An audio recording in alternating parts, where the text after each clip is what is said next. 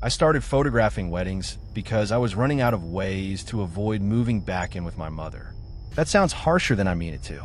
My mother's a good person, but being 32 and sleeping in the same room where your high school trophies still collect dust changes the way you feel about yourself, especially after a divorce. People hear wedding photographer and imagine easy money, pretty venues, emotional speeches, champagne and string lights. Most of it is logistics. 8-hour contracts turn into 14. Drunk groomsmen grab your shoulder while you're changing lenses. Brides cry because clouds moved in 20 minutes earlier than the weather app predicted. Somebody's aunt always wants one more family shot after everyone's already exhausted. But it paid better than portraits. And after Leah left, I needed jobs that kept weekends full. The hotel contacted me in February. Blackwater House. That was the name. An old lakeside estate converted into a private luxury venue about 2 hours north of the city. They mostly hosted high-end weddings for families wealthy enough to rent the entire property for 3 or 4 days at a time. I never heard of it before, which surprised me because venues like that usually advertise aggressively online. They didn't. No social media, no public booking page, no bridal expos, just a clean website with 6 photographs and an inquiry form. The manager who interviewed me was named Martin. Mid-50s, perfect posture, expensive gray suit that somehow looked uncomfortable even on him. He told me they preferred hiring freelancers instead of maintaining full-time media staff. You'll make more here in 1 weekend than most photographers make in 3, he said. He wasn't exaggerating. The first contract they offered me was worth almost a month of my normal income. There were conditions, though.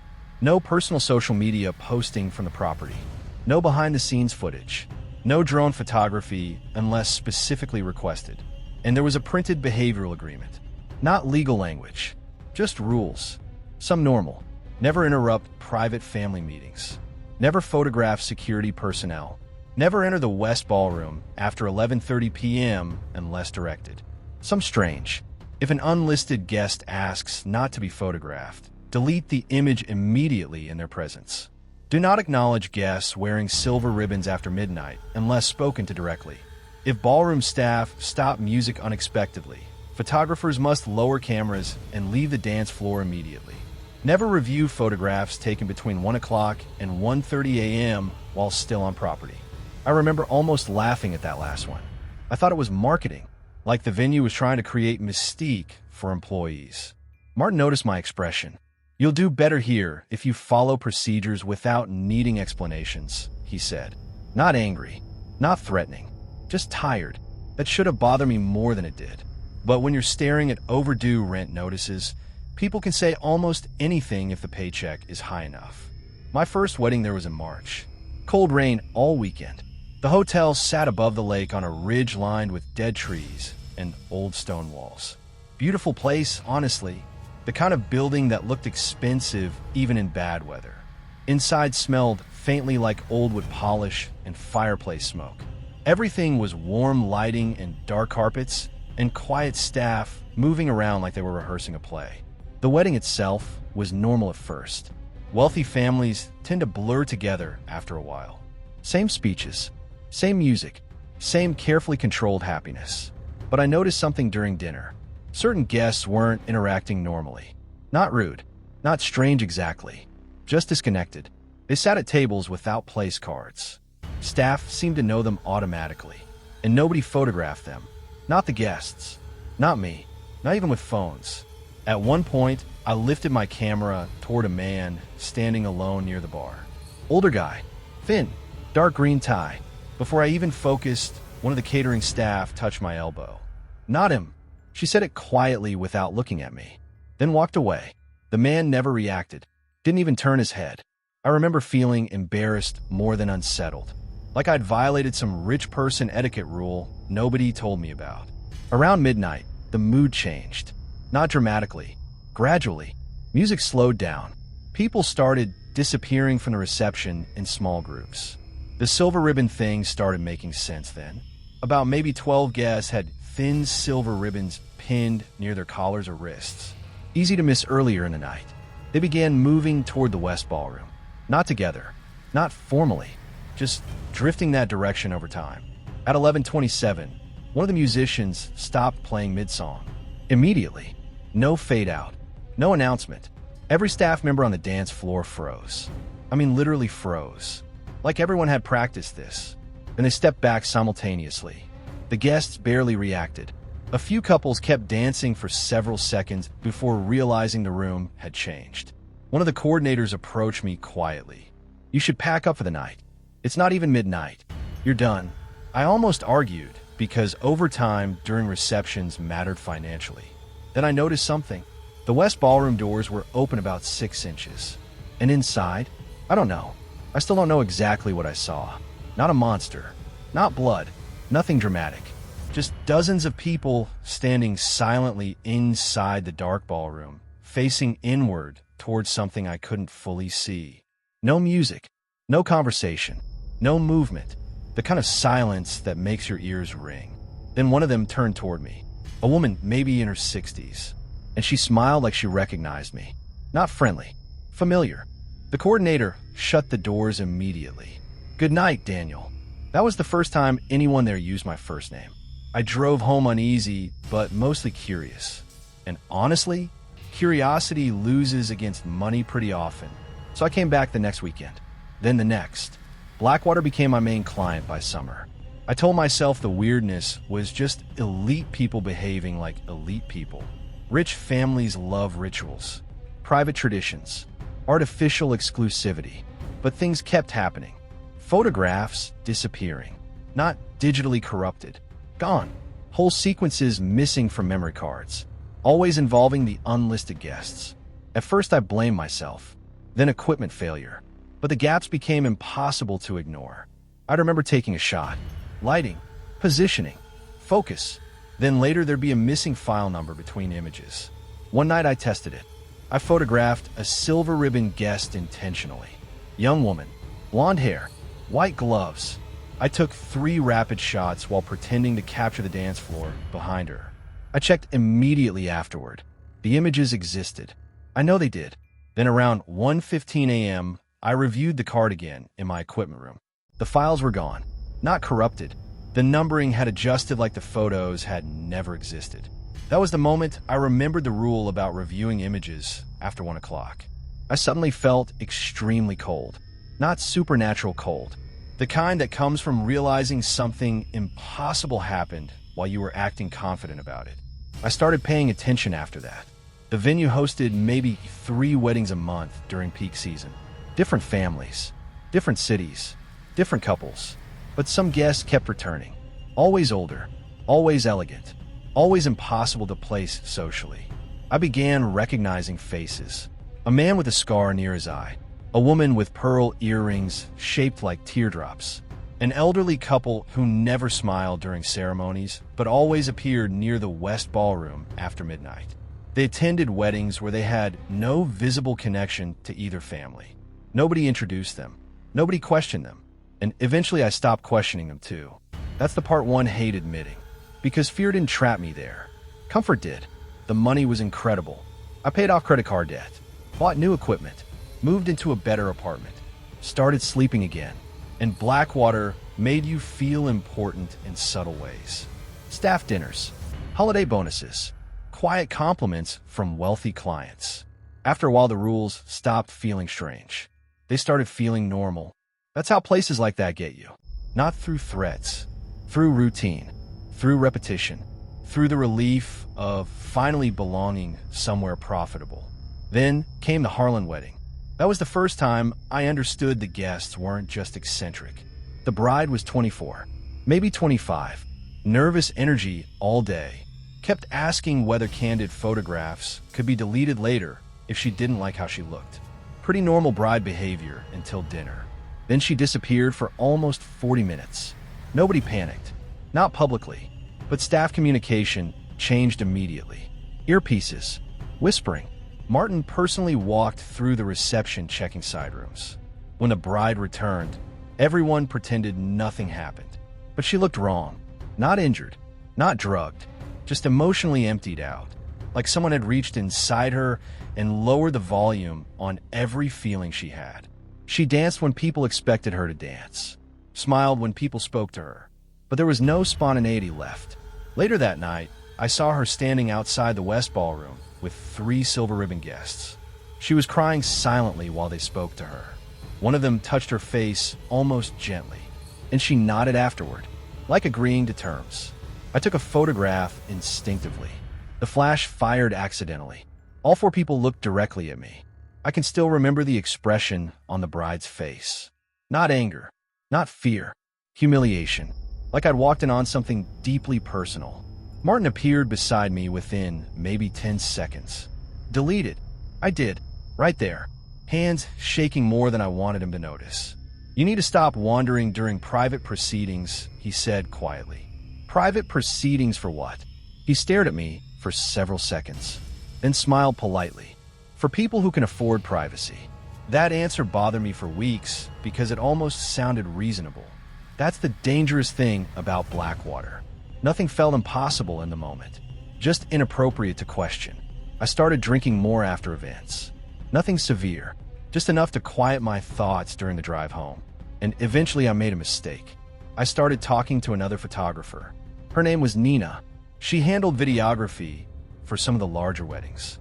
We ended up smoking together behind the catering entrance during one reception. She'd worked there longer than me, almost 3 years. I asked her directly whether she thought the place was strange. She laughed immediately. Not surprised, just exhausted. You notice the repeat guests. Yeah, everyone notices eventually. So what is this place? She looked toward the hotel windows before answering. A market. I remember frowning. For what? But she shook her head. Nope. Don't ask questions you actually want answers to. That should have been the end of the conversation. Instead, I kept pushing. Because once you start believing something hidden exists, your brain convinces itself understanding it will make you safer. It doesn't. Nina finally told me one thing before going back inside. Watch the couples after midnight, she said. Not the guests. The couples. So I did. At the next wedding, I ignored everything else. I watched the bride and groom. And around 12:40 a.m., something happened. Guests with silver ribbons slowly surrounded them during the last dance. Not obviously, not theatrically. They just closed in, talking softly, touching shoulders, hands, faces. The couple looked overwhelmed, but strangely compliant. Then the music stopped again. Same abrupt silence. Staff backed away, and the silver ribbon guests escorted the bride and groom toward the West Ballroom. Not physically forcing them, more like guiding. The bride looked dazed. The groom looked drunk. The doors closed. 23 minutes later, they came back out. Everyone applauded. The band resumed. The reception continued. But the couple seemed subtly different afterward. Calmer, detached. And every silver ribbon guest looked deeply satisfied. Like finishing a good meal. I know how insane that sounds. I do. But that was the exact feeling in the room. Then I noticed something worse. The couples who went into that ballroom stopped appearing naturally affectionate afterward. No private jokes. No unconscious touching. No nervous excitement. Just performance. Like they'd learned how married people were supposed to act from observation instead of emotion. I began dreading receptions, but I kept showing up, because by then Blackwater paid almost all my bills. And I hated myself for that. The real breaking point came in October. Off-season wedding. Small guest list. Rainstorm outside. Power flickering throughout dinner. The groom recognized me from another event and invited me to drink with a few guests after my coverage ended. That normally never happened. Staff usually stayed invisible. But he was drunk and friendly. So I sat with him for maybe 20 minutes near the library bar. And one of the older women there asked where I worked most often. I said Blackwater. The entire table went quiet. Not dramatically. Just immediate silence. Then the woman asked, "How long?" "About 8 months." She stared at me strangely, then said something I still think about almost every day. They usually choose faster than that. I laughed awkwardly. Choose what? But nobody answered. The groom changed the subject immediately afterward. 2 hours later, he disappeared during the reception. Actually disappeared. Not bathroom missing. Gone. The bride started panicking around 1:30. Security locked exits. Guests searched the grounds. Police eventually arrived near dawn. They never found him. Officially, he abandoned the wedding. That's the story the family pushed publicly. But I saw something before he vanished. He'd been arguing with one of the silver ribbon guests near the West Ballroom. Not shouting, whispering intensely. And he kept saying the same sentence. I changed my mind. Over and over. I changed my mind. After that wedding, Nina stopped answering messages. A week later, Martin informed staff she'd accepted another position overseas. I knew instantly that was bullshit. Nina had a younger brother in hospice care outside Cleveland. She wasn't leaving the country. I started asking discreet questions about her. Nobody knew anything, or pretended not to. Then one night, I received an envelope under my apartment door. No stamp, no return address. Inside was a single printed photograph. It showed me working at Blackwater, taken from behind. I was photographing a first dance. On the back, written in pen, "You are in more photographs than you realize." No signature, nothing else. I didn't sleep that night. The next morning, I called Martin and quit. He listened quietly, then said, "That's understandable. We'll still need you Saturday." "I'm not coming back." "Yes, you are." Not threatening. Certain, and against every rational instinct I had. I did go back. I wish I could explain that better. Part of it was fear. Part was financial panic. But honestly, part of me needed to know whether I was imagining everything. That final wedding was the worst thing I've ever experienced. Not because of violence. Because of recognition. The bride's family was incredibly wealthy. Political connections. Media people everywhere. Massive security presence. The atmosphere felt wrong immediately. Staff were tense. Even Martin looked pale. And there were more silver ribbon guests than I'd ever seen before. At least 30. During cocktail hour, an elderly man approached me carrying a drink. I'd seen him at multiple weddings before. Tall, white hair, thin smile. "You take beautiful photographs," he said. "Thanks. You understand the importance of preservation." I remember pretending not to understand him. "I just document events." "No," he said softly. "You help stabilize them." Then he walked away. That sentence followed me the entire night. Around midnight, the bride vanished. Not unusual anymore. But this time the groom refused to stay calm. He started demanding answers. Security tried redirecting him. Guests whispered. The silver ribbon attendees gathered near the ballroom doors like they were waiting for something. Then the groom shoved one of them. Everything stopped. Music, conversation, movement. The silence afterward felt enormous. The groom kept yelling, "Where is she?" Nobody answered. Then the West Ballroom doors opened slowly. The bride stepped out alone, and every person in the room became quiet instantly. I've never seen a room full of humans react that way before. Not fear, reverence. The bride looked exactly the same physically. Same dress, same makeup, but something inside her had flattened completely. Like every private emotion had been scraped out cleanly. She walked directly to the groom, touched his face gently, and said, "You don't have to worry anymore." That terrified him. I could see it immediately, because whatever came back out of that ballroom knew how to imitate reassurance without actually feeling it. The groom backed away. The bride smiled wider, and every silver ribbon guest turned toward him at once. That was the moment I finally understood. The weddings weren't celebrations. They were recruitment. Selection. I don't know for what exactly. Maybe for people capable of surrendering themselves completely to performance, to status, to social obedience. Maybe the rich people attending weren't guests at all. Maybe they were former couples, former selections, people who'd survived whatever happened inside that ballroom by becoming emotionally hollow enough to continue participating. The groom actually ran through the reception hall. Security chased him. Guests pretended not to notice. And Martin grabbed my arm hard enough to hurt. "Keep photographing." I stared at him. "What? Keep working." That was the first time I ever heard fear in his voice. Not anger. Fear. Like stopping the performance mattered more than the screaming happening somewhere deeper inside the hotel. So I did something cowardly. I kept taking photographs, while security dragged the groom back inside, while guests resumed drinking, while the band started playing again. I kept documenting everything, because everyone around me acted like that was the correct thing to do. And humans are disturbingly easy to train when enough people perform normalcy together. Around 2 a.m., I finally left. Nobody stopped me. Nobody spoke to me. I drove home shaking so badly, I had to pull over twice. The next morning, every photograph from the final hour of the reception was perfectly intact. No missing files, no corruption, just hundreds of images showing smiling guests dancing beneath chandeliers. Except in the background of almost every frame, the silver ribbon guests were looking directly at me. Every single one. I never went back to Blackwater House. 3 months later, I received a massive wire transfer labeled retention bonus. No explanation. I tried returning it through the bank. The account didn't exist anymore. I still have the money.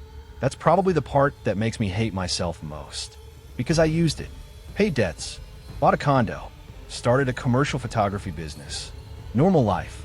Mostly. But sometimes I photograph engagement parties now. And once in a while I recognize someone. Not from my own life. From Blackwater.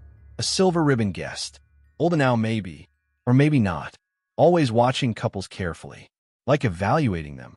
And twice now, I've photographed brides wearing the same empty expression I saw coming out of that ballroom. Like they'd already agreed to something irreversible before the wedding even started. Last month, a package arrived at my office. No return address. Inside was a leather-bound wedding album. No names anywhere. Just photographs. Couples I recognized from Blackwater over the years. Dozens of them. Maybe hundreds. And on the final page was a photograph of me, standing in the ballroom doorway, holding my camera, looking inward, smiling. I have absolutely no memory of that photograph being taken. But what scares me is this.